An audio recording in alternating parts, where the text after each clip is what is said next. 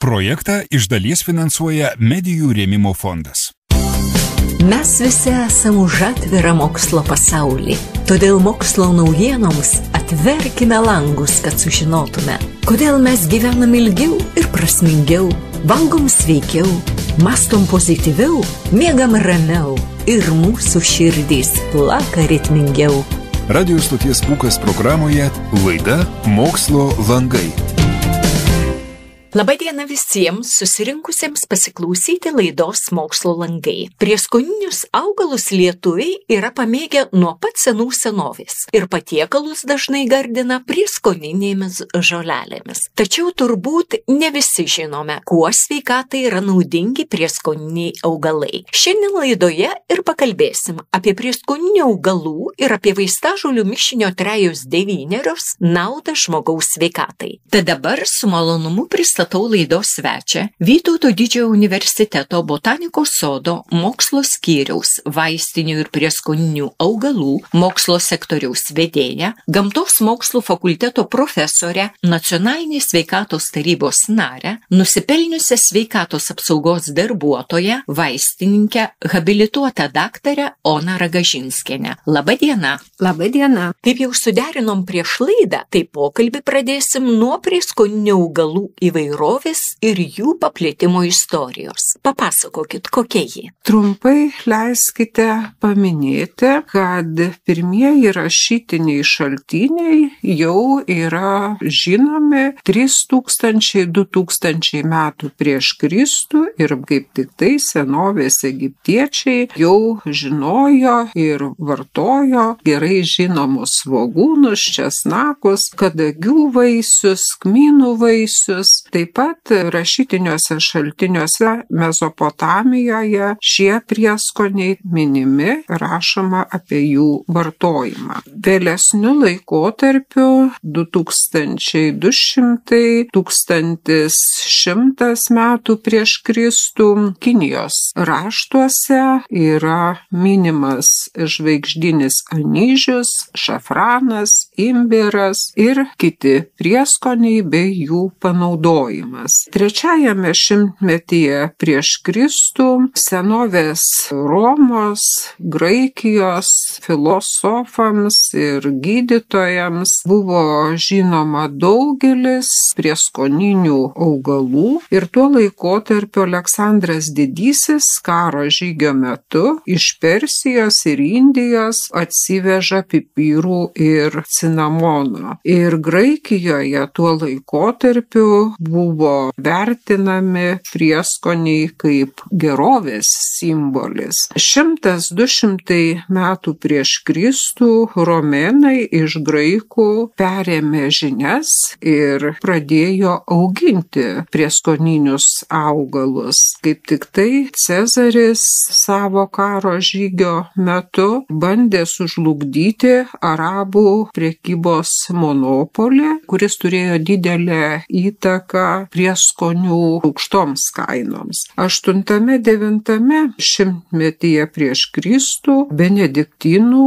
vienuoliai taip pat labai gerai žinojo prieskonius. Per Alpes į vakarų vidurio Europą išplatino augalus ir žinias apie jų panaudojimą. 12 amžius. Čia leiskite paminėti moterį abatę Hilegardą Bingenietę, kuri 2012 metais buvo paskelbta šventąja. Tai unikalus žmogus. Ji yra viena iš pirmųjų kompozitorių moterų vakarų Europos civilizacijoje. Taip pat atsiskleidė kaip išskirtinė vaistinių ir prieskoninių augalų žinovė, kuri įsigilinusi į jų gydomąsias savybės, kūrė receptūras, gydė žmonės ir gamtoje ieškojo sveikatos šaltinių. Ir jos užrašyti receptai yra išlikę iki šių dienų. Būtent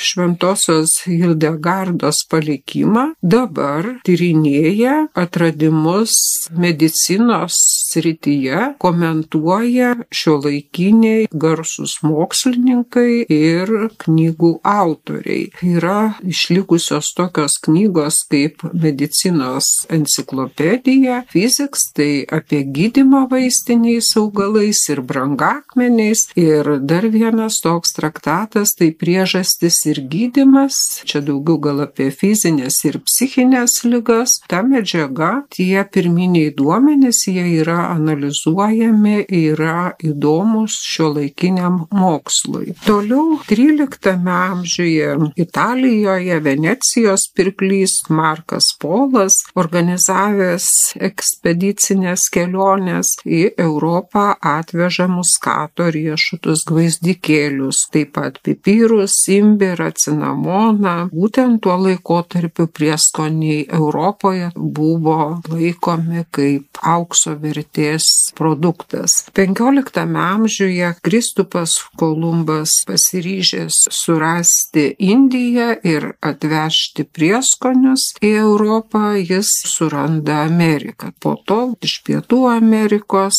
pradedama įvežti tos vietinės floros augalai, iš kurių paminėtina aštriosios čili paprikos. Ir tuo laikotarpiu keliautojas Vasco da Gama į Europą atplukdė prieskoninius augalus, aplenkdamas prekybos tarpininkus. Ir tuo atveju jau krenta kaina prieskonių. 16 amžiuje ypatingai prieskonius jų prekybą koordinavo portugalai, kai kuriuos augalus jie naikino, kad išlaikyti tą monopolį. 17 amžiuje pavyko olandams išstumti portugalus iš pasaulinės prekybos ir jie įvedė griežtas, negailestingas monopolio tvarkas. Ceilonė išleido įsakymą dėl kontroliuojamo cinamono ir muskato plantacijų apsaugos, o tiem, kurie nesilaiko, grėsė net mirties bausmė. Galima sakyti, kad 18 amžiuje ganėtinai plačiai išplito transportavimas ir gamyba, sumažėjo perdėta prieskonių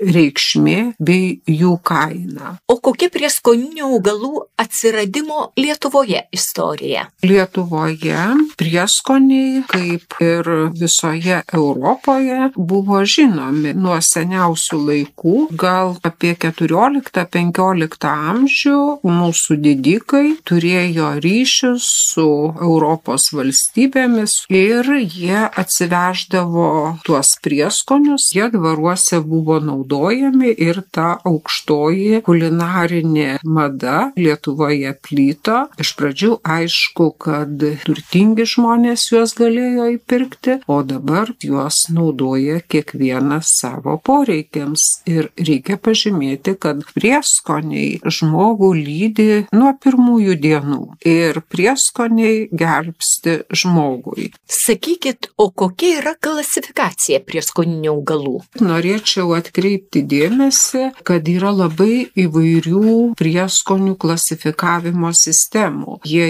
yra klasifikuojami ir taksonominiu principu, taip pat jie yra klasifikuojami pagal augalo dalis, tai antžeminė, požeminė, taip pat pagal sezoniškumą, tuo šaltuoju, tamsiuoju laikotarpiu, kurį mes dabar išgyvename, ir ateina didžiosios metų šventės, kalėdos, naujieji metai. Tuo laikotarpiu daugiau yra suvalgoma maisto ir tam, kad palengvinti tą sveikatą, žmogus gali pasiruošti iš anksto mišinių. Tai tokių vaistinių prieskoninių augalų yra trijulė, tai vadinami prieskoniniai augalai, spazmolitikai, kurie slopina meteorizmą. Tai čia paminėtina kmynų vaisiai, pankuolių vaisiai ir anyžių vaisiai. Lygiomis dalimis padaromi prieskoniai, galima arbatą gerti, galima susmulkinti.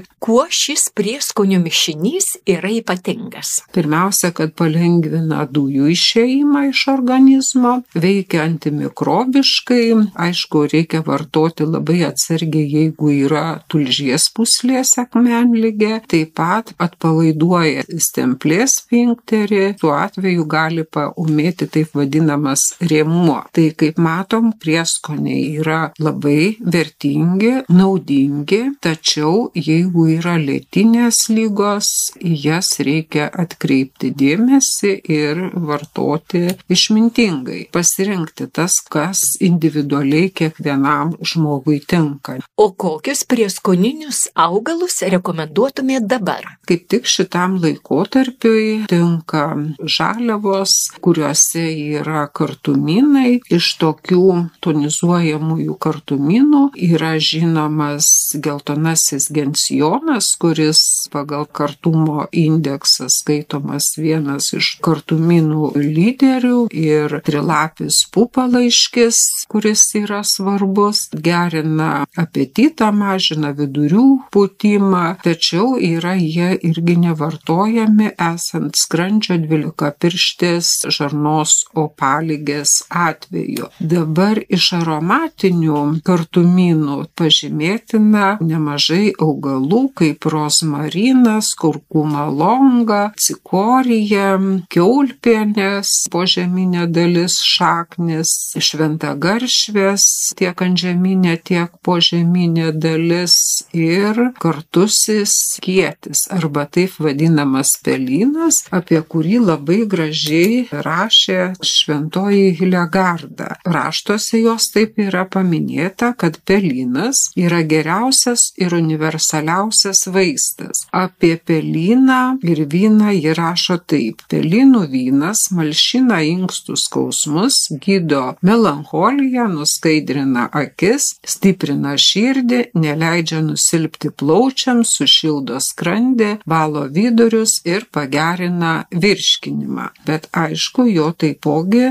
negalima padauginti ir į tai atkreipiame dėmesį. Iš aštriųjų kartuminų paminėtini du. Tai tikrasis imbieras, jo požeminė dalis gali būti naudojama ir šviežia, ir džiovinti imbierų šakniastiebių milteliai. Tai prieskonis, kuris tinka ir mėsos, ir žuvies, ir paukštienos patiekalams, sriuboms, padažams, vaisių salotoms, kompotams, uogienėms, sausainiams, dabar ir karštam vynui advento laikotarpiu gaminti. Ir imbiero vertiname todėl, kad jų šakniastiebiuose yra susikaupę eteriniai aliejai ir tie aštrieji kartuminai skatina seilių, skrandžio sulčių sekreciją, tonizuoja, stimuliuoja žarnyno peristaltiką. Lietuvoje didžiųjų debesilų šakniastiebiai su šaknimis galėtų būti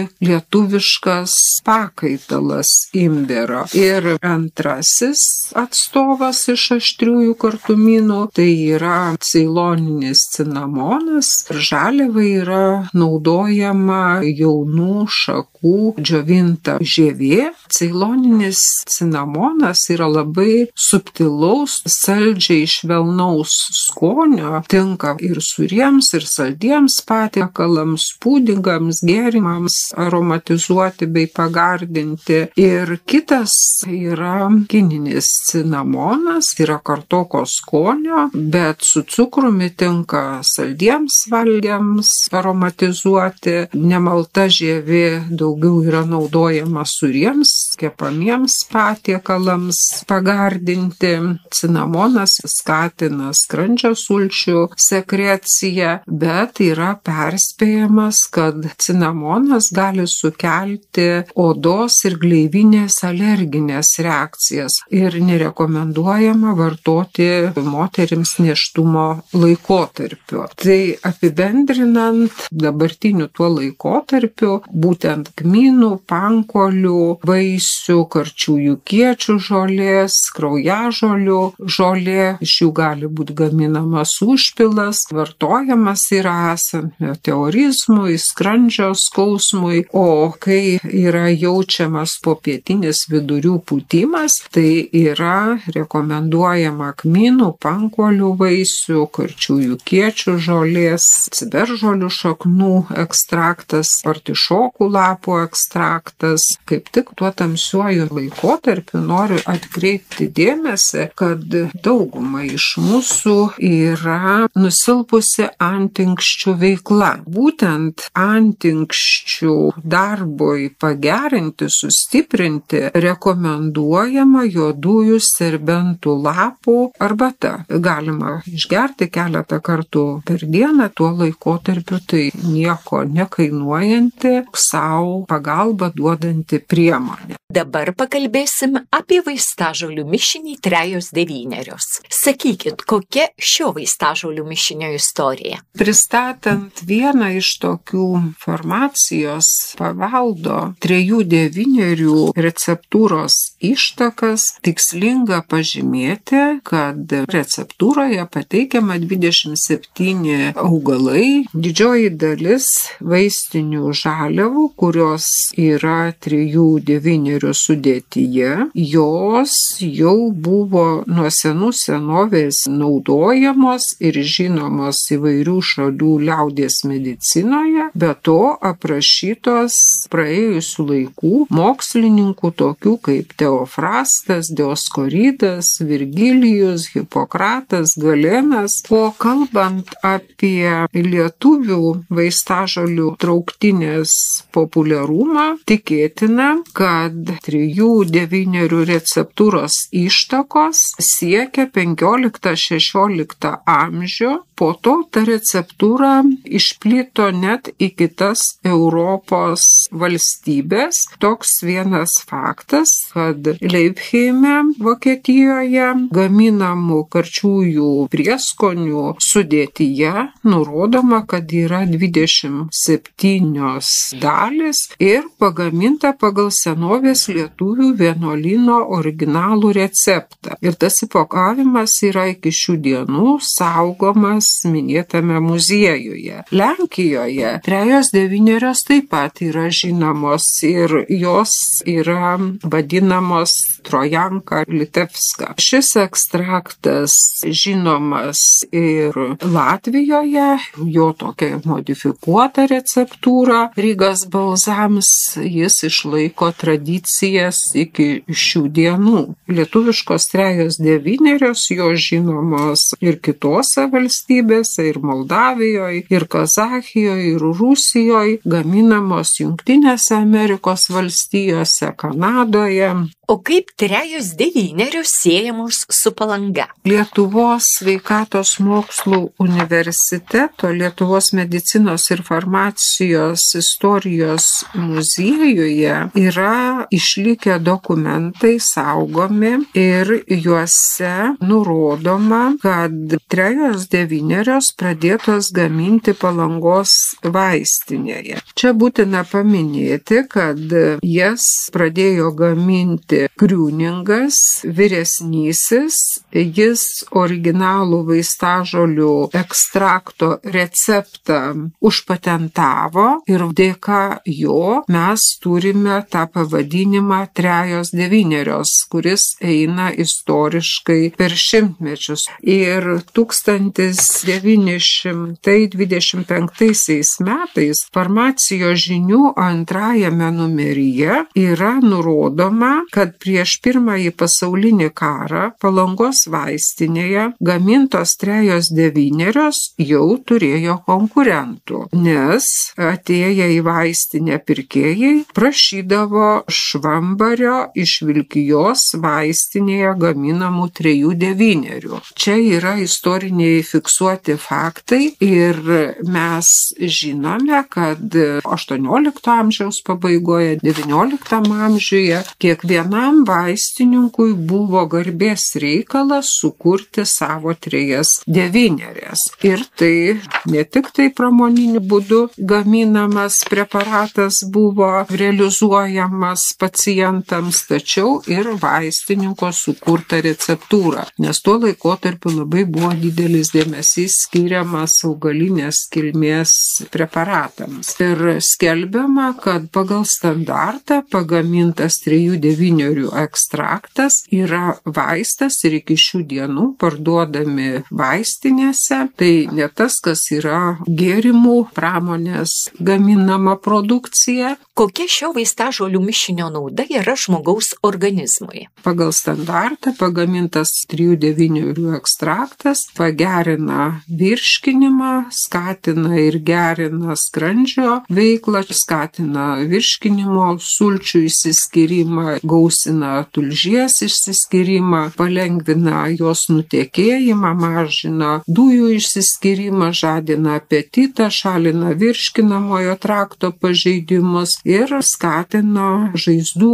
gijimą, jeigu jų yra, slopina vietinį uždegimą. Taip pat akcentuojamas ir antimikrobinis, antiparazitinis ir virškinimą reguliuojantis veikimas. Tonizuojantis veikimas išskiriamas yra, skatina centrinės nervų ir kitų organizmo sistemų veiklą, be to sureguliuoja širdies veiklą, mažina kraujospūdį, skatina širdies veiklą, skatina šlapimo išsiskyrimą, stabdo kraujavimą. O kaip yra vartojamas vaistažolių mišinys trejos devynerios? Aišku, kad yra vartojama kaip vaistas nuo 20 iki 40 lašų, tai iki 1 arbatinio šaukštelio to ekstrakto valgio metu. Ir gydymo kursas yra ne mažiau kaip 1 mėnuo, tačiau reikėtų, kad ir tuo atveju pasitarti su vaistininku arba bendrosios praktikos gydytoju, jeigu yra lėtinės lygos, yra paskirti vaistai. Ir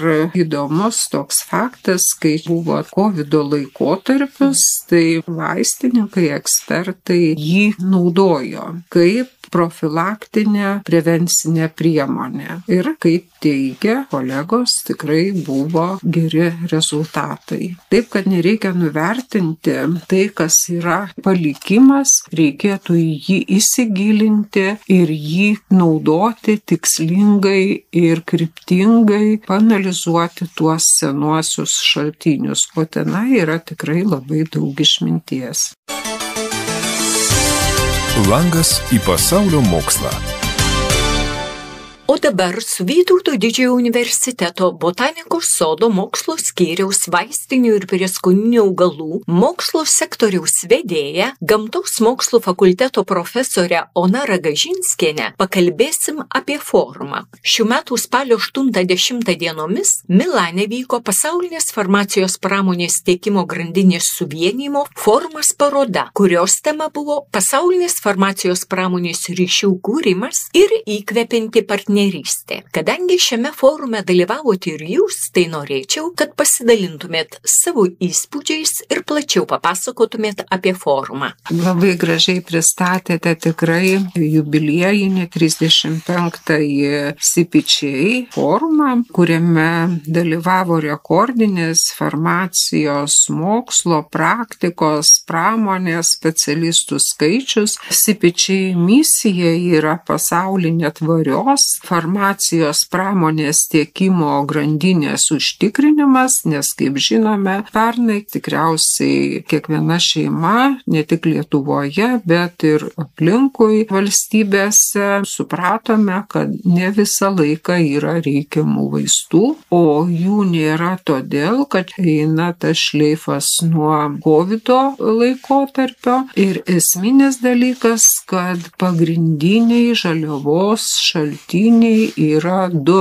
Tai Indija ir Kinija. Ir kai perkelta buvo farmacijos pramonė į šias šalis, dabar jie atstovauja pasaulinę rinką. Į tai atkreipia dėmesį ir Europa jau susirūpinusi, ir Jungtinės Amerikos valstijos. Kaip tik šios CPCA tikslas buvo tobulinti tvarios farmacijos pramonės partnerių bendradarbiavimui sąlygas, skatinti partnerystę pasaulinėje farmacijos bendruomenėje. Šitas forumas, paroda yra pagrindinė pasaulinė tvarios farmacijos mokslo ir pramonės tiekimo grandinės jungčių platforma. Kodėl šis forumas vyko Italijoje? Italija tai yra Europos farmacinių preparatų gamintojų ir eksportuotojų lyderis, galėčiau taip atsakyti. Forumas ypačiai jau antrą kartą per 3 metus vyksta Milane, Lombardijos regione, o paminėtas Lombardijos regionas yra žinomas kaip vienas iš pagrindinių vaistų gamybos centrų Europoje. Ir Italija yra viena didžiausių Europos farmacinių ingredientų gamintojų ir eksportuotojų. Net 85% farmacijos produkcijos eksportuojama į Šiaurės Ameriką, Japoniją ir kitas ES šalis. O Milanas yra farmacijos pramonės bazės centras. Į ką atkreiptas buvo dėmesys šiame forume? Gal galit paminėti pagrindinės forumo gaires? Reikia pažymėti, kad ES farmacijos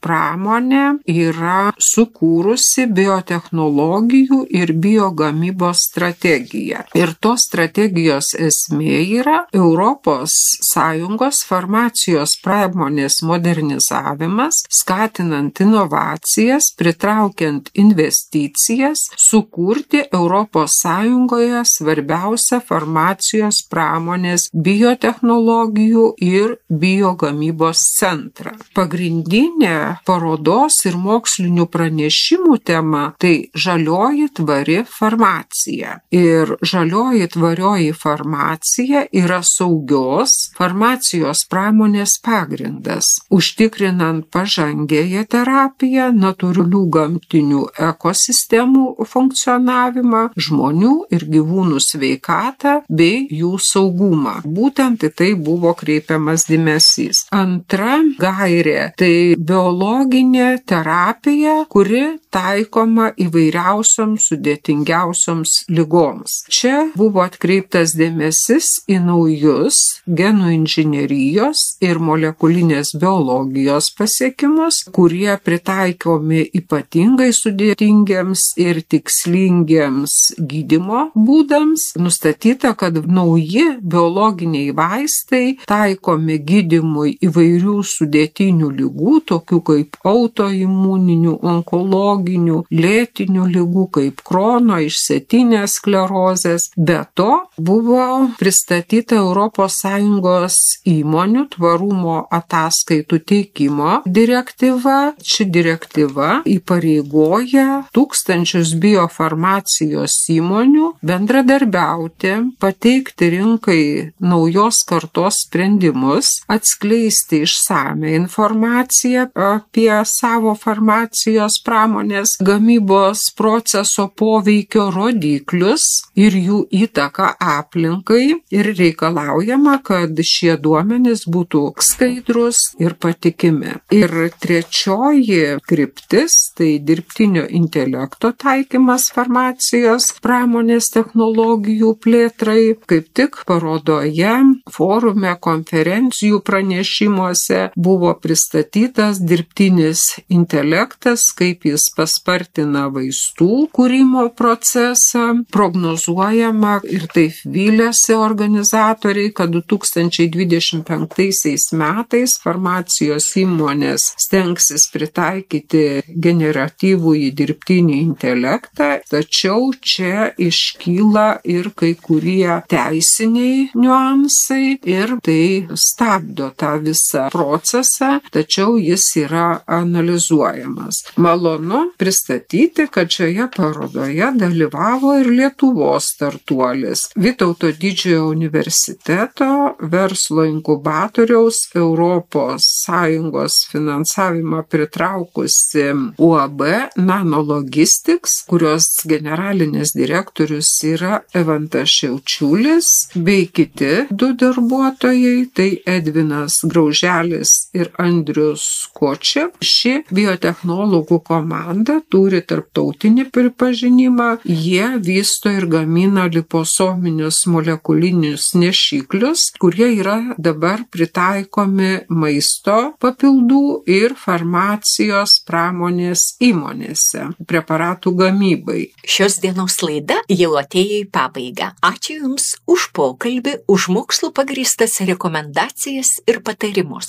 Mes šiandieną laidą įrašome tokiu gražiu, besibaigiančiu metų laikotarpiu, prasidėjus adventui, tai kad mūsų gyvenime būtų kuo daugiau šviesos, kuo daugiau tiesos, kuo daugiau nuoširdumo. Sutikime džiaugsmingai artėjančias šventes, pirmiausia prie kūčių stalo susirinkusi visa šeima, giminė, o po to džiaugsmingai švęskime šventas Kalėdas ir naujuosius metus, kurie teneša taiką ne tik pasaulyje, bet svarbiausia kiekvieno mūsų širdyje. Ačiū labai už palinkėjimus. Įdomios mokslinės veiklos, turiningų kelionių ir jaukių švenčių linkiu ir Jums. Klausytojams sakau nuoširdų ačiū, kad buvot kartu ir klausėtės laidos. Gardinkit savo patiekalus prieskoniniais augalais, gerkit vaistažolių arbatas ir būkit sveiki. Visiems linkiu jaukių ir ramių švenčių. Laidą parengė ir vedė Audra Povlaitytė. Geros likusios dienos, sudie. Laida Mokslo langai. Projektą iš dalies finansuoja Medijų rėmimo fondas.